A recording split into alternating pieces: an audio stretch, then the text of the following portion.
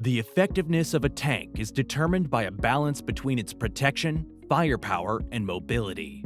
Known as the Iron Trinity, the design of all tanks must achieve a balance between these fundamental characteristics.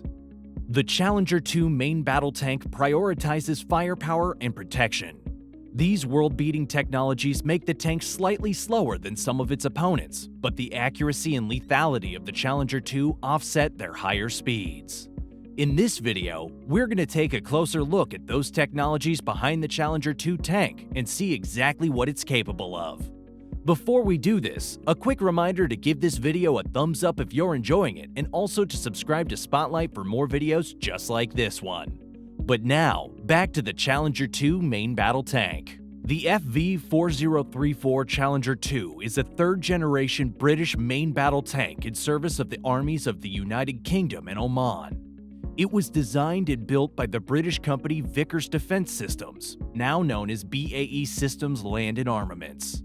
This tank was developed as a private venture to replace the previous Chieftain main battle tank, and is a further development of the Challenger 1. The Challenger 2 is the British Army's main battle tank, which entered service in 1998. One of its strengths lies in its ability to shock the enemy under pressure by a rapid and fully committed advance, causing them to break and retreat. This form of maneuver has been present on the battlefield for centuries and was previously the role of horse-mounted cavalry.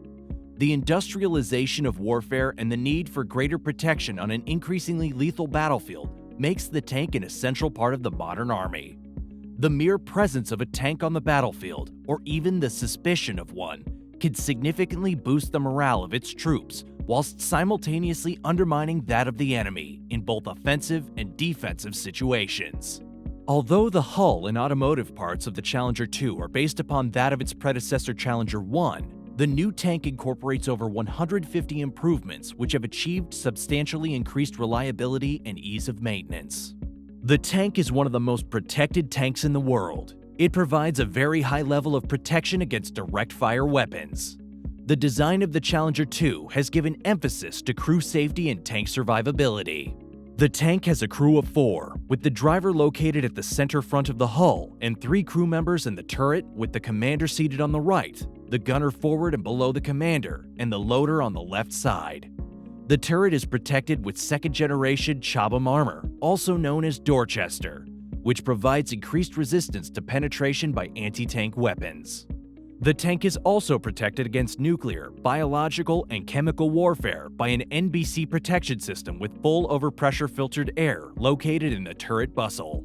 The commander has a roof-mounted SAGM stabilized sight, which is similar to that installed on the French Giat Industries Leclerc mobile battle tank. It gives full 360-degree capability without having to move the head. This has a magnification of 3.2 times and 10.5 times in the day mode, and also has a laser rangefinder. A thermal image with a magnification of 4 times and 11.5 times can be injected into the sight with a separate thermal image relaxed viewing monitor provided to the right of the sight for surveillance purposes. The gunner's roof-mounted stabilized sight has been developed by Thales Optronics, with SAGM of France being the major subcontractor. It includes day optics, thermal image input, and laser rangefinder. The gunner's sight has a magnification of 3 times and 10 times in the day mode, and also has a traverse of 7 degrees left and right. A thermal image with the same magnification as that of the commander can be injected at the flick of a switch. The crew environmental control system provides both heating and cooling for the crew compartment. This is the first time such a system has been installed in a British main battle tank. Challenger 2 can impressively lay its own smokescreen by injecting diesel fuel into the exhaust outlets on either side of the hull top towards the rear, and it is also fitted with a dozer blade. During the 2003 invasion of Iraq, the Challenger 2 tanks suffered no tank losses to Iraqi fire. In one encounter within an urban area, a Challenger 2 came under attack from irregular forces with machine guns and rocket-propelled grenades. The driver's sight was damaged, and while attempting to back away under the commander's directions, the other sights were damaged and the tank threw its tracks entering a ditch. It was hit by 14 rocket-propelled grenades from close range and a Milan anti-tank missile. The crew survived, safe within the tank until it was recovered for repairs, the worst damage being to the siding system. It was back in operation 6 hours later. According to the British Army, one Challenger 2 operating near Basra survived being hit by 70 rocket-propelled grenades in another incident. The main armament of the Challenger 2 consists of a 120mm 55 caliber long-rifled tank gun designated the L30A1, fitted with a thermal sleeve, fume extractor, and muzzle reference system. This gun is capable of firing a wide variety of standard NATO 120mm tank munitions. The gun is loaded manually and has an effective range of fire with armor-piercing rounds over 3,000 meters. The Challenger gun claims the longest tank kill in history. During the Gulf War, it defeated an Iraqi tank at a range of 4 kilometers. Mounted coaxially to the left of the main armament is the ATK Gun Systems Company's 7.62mm chain gun, which is already in service with the British Army and installed in the now Alvis Vickers Warrior mechanized combat vehicle. Mounted on either side of the turret front is a bank of 5 66mm Thales AFV systems electronically operated smoke grenade dischargers that cover the forward arc of the vehicle. One more 7.62mm machine gun can be found mounted on the loader hatch. The Challenger 2 has a 12-cylinder, 1,200 horsepower Perkins Caterpillar CV12 diesel engine and a David Brown TN54 gearbox with 6 forward and 2 reverse gears. The vehicle is suspended on top of a hydro-pneumonic suspension system of second-generation hydrogas development. The tank has 6 aluminum road wheels and the drive sprocket at the rear, idler at the front, and 2 track rollers on either side. The upper part of the track is covered by conventional aluminum skirts. The maximum speed by road is 59 km per hour and 40 km per hour cross-country.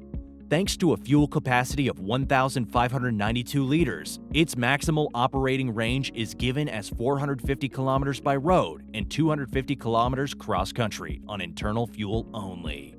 It can also receive external fuel drums for a 550-kilometer range. This tank weighs in at 62,200 kilograms, and despite the increase of weight to its predecessor, it has similar cross-country performance.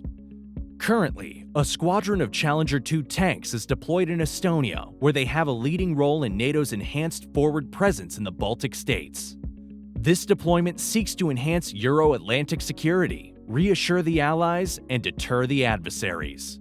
The Challenger 2 has deployed to the Balkans on peace support operations and to Iraq for Operation Telek.